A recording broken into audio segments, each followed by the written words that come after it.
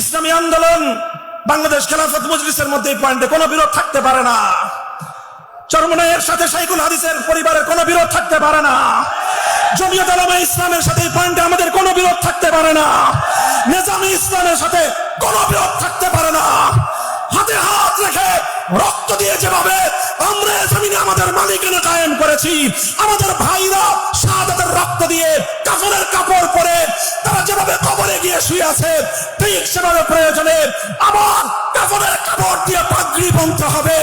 এরপরেও আমাদের অধিকার ছিনিয়ে আনতেই হবে, ছিনিয়ে আনতেই হবে ইনশাআল্লাহ।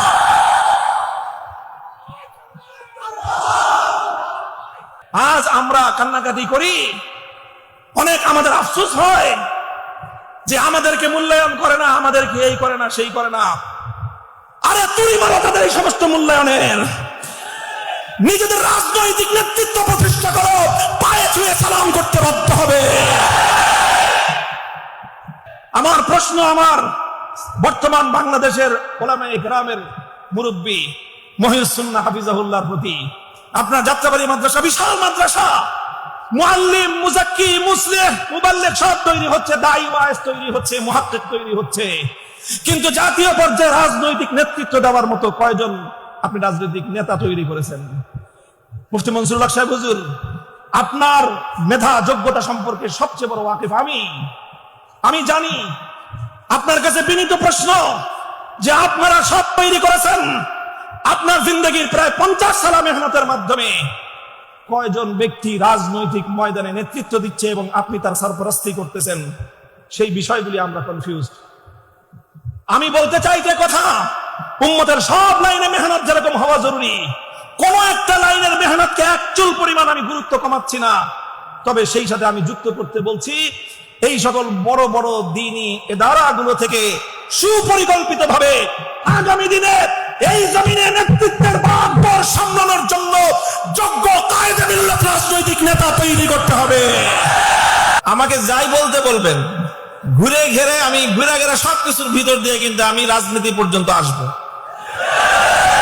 এখন এটা আপনাদের কারো কাছে পছন্দ হোক বা না হোক, আমি মনে করি এটা আমার জিম্মাদারি এবং আমার ফরিজা যে এই উম্মতের কাছে তাদের রাজনৈতিক আমানত গুলো কোরআন এবং হাদিসের থেকে তাদের রাজনৈতিক জিম্মাদারি এই উম্মতের উলামায়ে কেরামের কাছ পর্যন্ত তুলে ধরাটা এটা আমার বিশেষ দায়িত্ব।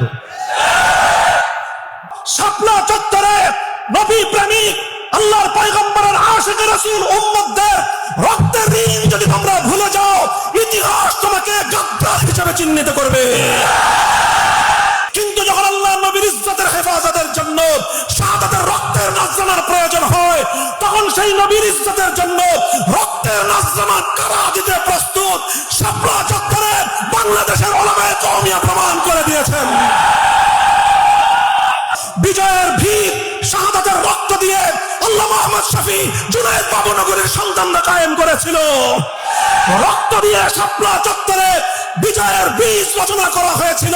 সেই বীজ ফুলে ফলে সুশোভিত হয়ে এক যুগের পর 2024 সালের জুলাই মাসে আগ্নেয়গিরি হিসেবে প্রতিফলিত হয়েছিল।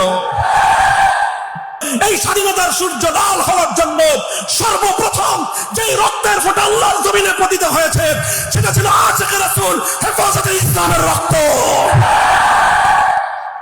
যতবার জুলাই বিপ্লবের কথা বলবে, ততবার শাপলার শহীদদেরকে স্মরণ করতে হবে। যতবার বাংলাদেশের স্বাধীনতার কথা বলবে, ততবার হেফাজতে ইসলামের নাম উচ্চারণ করতে হবে।